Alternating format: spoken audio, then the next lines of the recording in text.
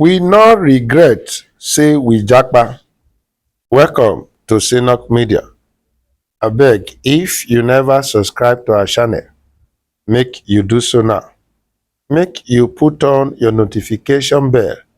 E go ring once we drop update.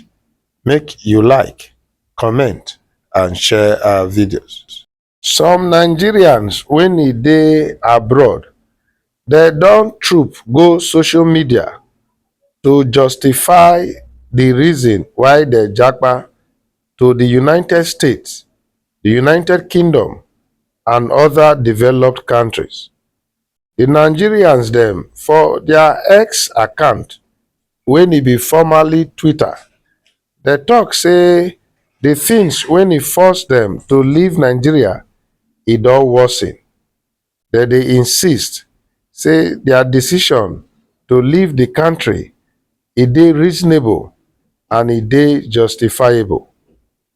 This conversation about japa e start after one ex-user, Michael Taiwo, come ask one question on Wednesday. He ask say Nigerians abroad, with everything wey you know now, you honestly think say to stay for Nigeria for dey better? To react to the question when he ask, one popular United Kingdom-based life coach and writer, Solomon Buchi, he come talk say him for experience more police brutality for Nigeria if e no japa. According to am, my son, they for born am for that dysfunctional society, and my anxiety levels for dey wild. With everything when I know now, I actually wish say I leave Nigeria when I still dey in my teens. Also, one United States-based Nigerian, Sir Sean, he said the only thing he miss about leaving the country is say na the food, the people, and the raw energy. According to wetin Sean talk, he say, I go fit the hustle from scratch, but at least the hustle e get structure. I no dey beg NEPA to give me light or dey pray every day make I not land for hospital with no doctor on duty. He say although abroad no be paradise, but at least the effort dey give you results.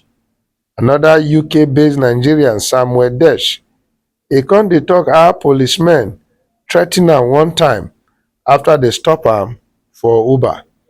Desh, who attach one video clip to his comment, he come write, say maybe I go come back when the police go let me record them like I dey do for this video, when they go talk to citizens with respect, and when they go treat alleged criminals with respect too, when they go respond promptly to emergency calls like they dey do for this video.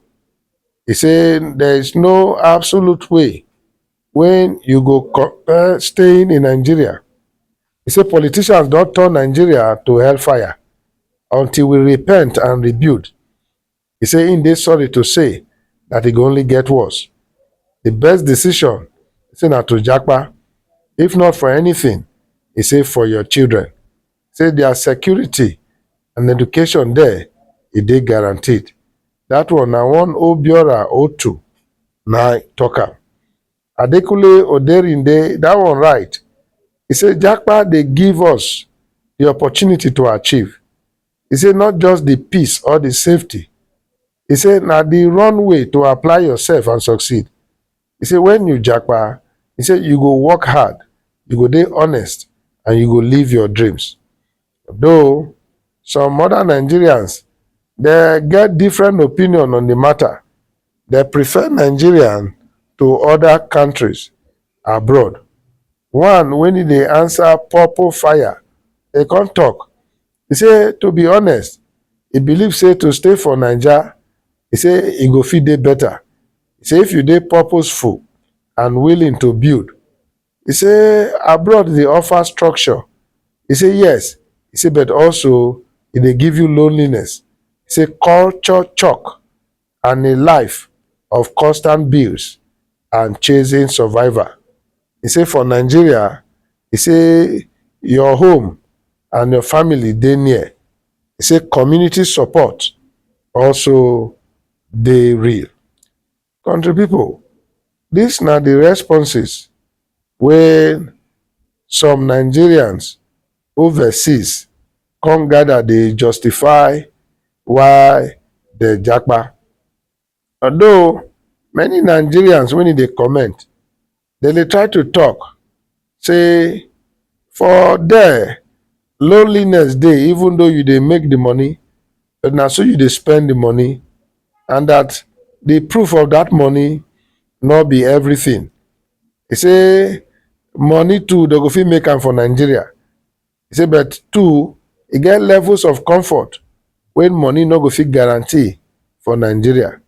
E say some poor people for abroad dem dey more comfortable than some rich people for Nigeria.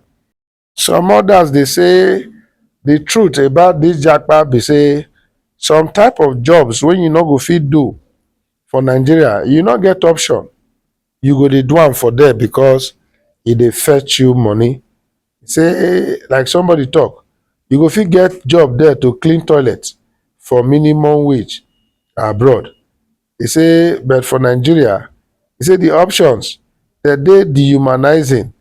Na either you go dey beg, or you go steal, or you go resort to constant prayers. You know, it depends on who dey talk and why the person dey talk. Many when e don japa, dem say na for their security. Dem say there no herdsmen, no agberos either. Dem say your life, at least you dey certain say sudden death no go come because of the standardized healthcare system for there. But that the truth be say no substitute for the dignity, beauty, and the joy of living in your own home, your country, and your culture. They say no Nigeria prefer to dey abroad.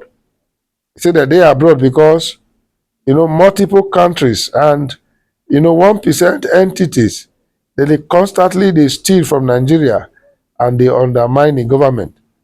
They say they not be immigrants, they be refugees of new colonialism and oligarchs. Somebody say on the most basic level, he say no country besides another African nation or black Caribbean nation go fit dey as pleasant as Nigeria.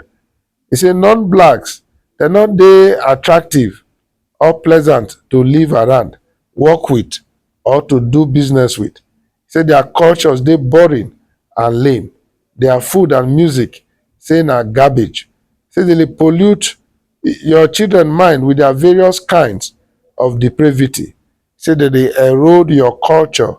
Say even your grandchildren, they no go even fit know how to speak your local dialect. He say worse, they could be mixed race. You see why people dey justify why they japa.